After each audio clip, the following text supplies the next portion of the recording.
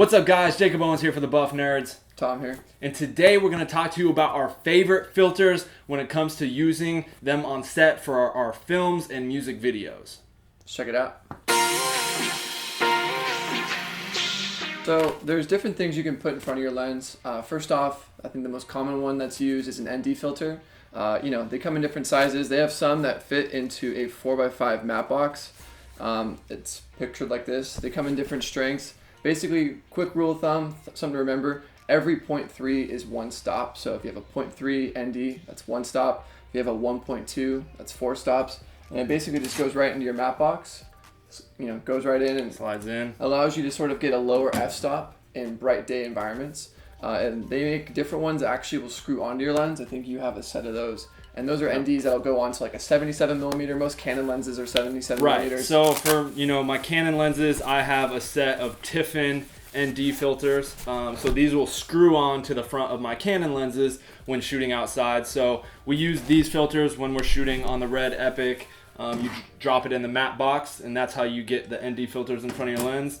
But here we have Tiffin screw-on filters, and you use these NDs to use a lower f-stop when shooting on your DSLR or your mirrorless camera outside. So those are some typical filters, ND filters that you would use on your camera. And now we want to kind of get into a little more like specialized filters that we like to use that a lot of people may not know about. This is where you can kind of get a little crafty and artistic. Yeah, so there's different things you can throw in front of your lens.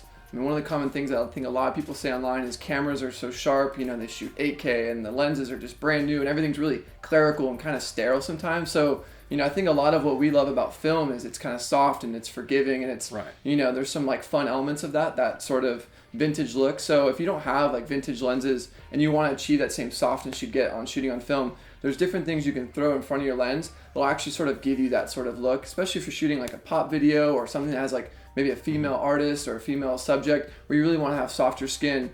Throwing something in front of the lens is really important. We're going to break down a few. So this is a net filter? What would you call it? Correct. Yeah, this is homemade. It's actually, you can buy it online. This one's a little bit more homemade, DIY, but this is a 1970 Christian Dior pantyhose.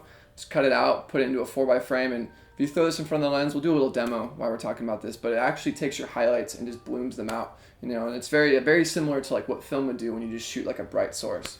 They make more like over-the-counter options. Like I have like a black Pro Mist. This sort of you throw in front of the lens, does the same thing. It's a little bit more controlled, but the homemade version's fun too. And so what these filters do, like Tom said, is they just give your video a softer look, more filmic in the sense. They kind of bloom the highlights. They kind of take away that sharp edge a little bit. Mm-hmm. So yeah, here we have a net filter, kind of custom made here. And again, this is called Pro Mist, and we use this on a lot. I get questions all the time about what filter I'm using on a specific video because it looks very filmic and soft. And it's because we're using a Pro Mist filter.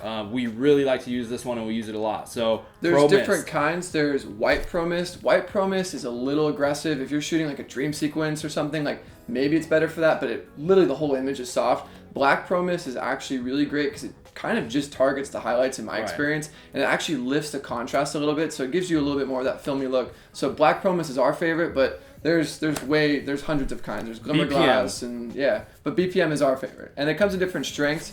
They have 1/8, 1/4, 1/2, 1, 2, 3, 4. Anything beyond a half is kind of just like you're almost going to like a look. At that point, it's like a little too strong. So we stick to 1/8 and 1/4, and that seems to do good. So since we're on like the more kind of different creative side of things, you can get really creative yourself and create kind of your own filters by finding objects around the house to throw in front of a lens. Oftentimes we've used a light bulb, and you throw a clear light bulb, not one that's opaque, but a clear light bulb. You throw that in front of the lens and kind of dance it around, and it creates kind of this blurry, mirrored effect. Another thing you can do is find usually a wine glass or a champagne flute and throw it in front of your lens, and you kind of get these soft reflections and mirrors. And so those are two kind of creative ideas to add a cool look or filter to your shot. No excuses. I feel like everyone has a champagne flute or a wine glass, and we've done it on multiple videos. Basically, a lens is constructed of different elements of glass. You're just adding another element of glass that's going to sort of bend the light and obscure it. It's great for like trippy looks, and it can also soften the image depending on where you hold it. So And I'll throw up a couple examples of this in action. All these shots are done with either, you know, a light bulb or another piece of glass, or, you know, whatever, just something that we threw in front of the lens that isn't an actual filter you buy in the store. It's a homemade object. Speaking of things to throw in front of your lens, we get asked this a lot. For us, when we shoot music videos, feature films, commercials, we try and do as much in camera because the turnaround on these projects is usually really insane. So when it comes to doing stuff in camera, we have like an effect that we've done, and we've gotten hit up a lot. Like, well, what is that? You know, like we'll have a little picture of the monitor and like the image is kind of obscured. And this is called a split diopter. It comes in 3 strengths, a +1, a +2, a +3. This is a +2, and essentially what this is used for in a traditional sense is if when you want your foreground and your deep background to be in focus, you would sort of hold this up to get both planes in focus. But really what we use it as, it's like a piece of glass. It's pretty easy to hold, and we sort of will dodge the edge of the lens. Yeah, so if the camera's here, we kind of just throw it in and out, move it around, give it some shifty moves, and it creates this really cool like mirror effect, and there's like one image is kind of blurry and clear. It's just really cool to get a creative look, and we've used it quite a bit. We use it quite often, and I get asked all the time about how that effect is achieved, and this is how. We talk about it in our manual as well as like a bunch of other techniques we like to use for, you know, filmmaking, for doing our music videos and effects and different things like that. So this is something we heavily use, and again, it's just a piece of glass that, you know, you're dodging in front of the mirror. So get creative. You could throw tape in front of your lens, Vaseline on your lens. Like, you can do a lot of different things, like holding a glass up or whatever, to get a cool look and something that's different and artsy. So polarizer, that's another filter that I'm gonna let Tom explain what a polarizer does and how it can help you.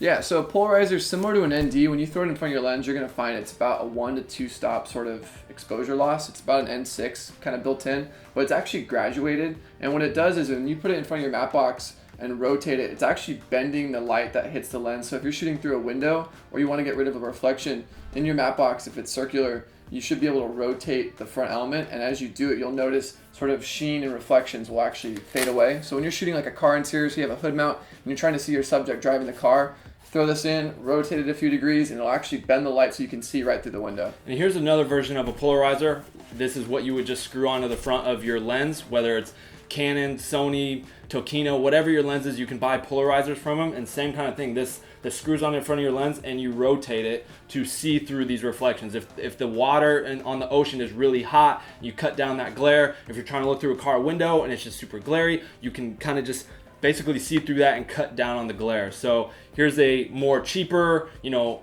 independent filmmaker type version, and then this is a version that's more something we use for the red when shooting our films, commercials, music videos, etc. Alright guys, so that is our video on filters that we use for all of our productions. I hope you guys learned something or took something away from this that you didn't know before. And if you have any questions, because I know that was a lot of information just pushed onto you all at once, comment below and we will answer those questions. We talk about all this, you know, information in our video guide. Link is in the description below, so check that out. Everything, you know, from the beginning steps of filmmaking to the editing process and everything in between. Do you have anything left to say? No, I mean, we had fun making this. We shoot a lot of videos, so obviously if there's anything you see in our projects where you're like, how'd you do this effect? What color is that light or gel or whatever? We'd be happy to do a breakdown. So just comment below of what you want to see and we'll try and make something happen. All right, guys, until next time. This is Tom. Kind of hit a note there. Yeah, And this nice. is Jake. Peace.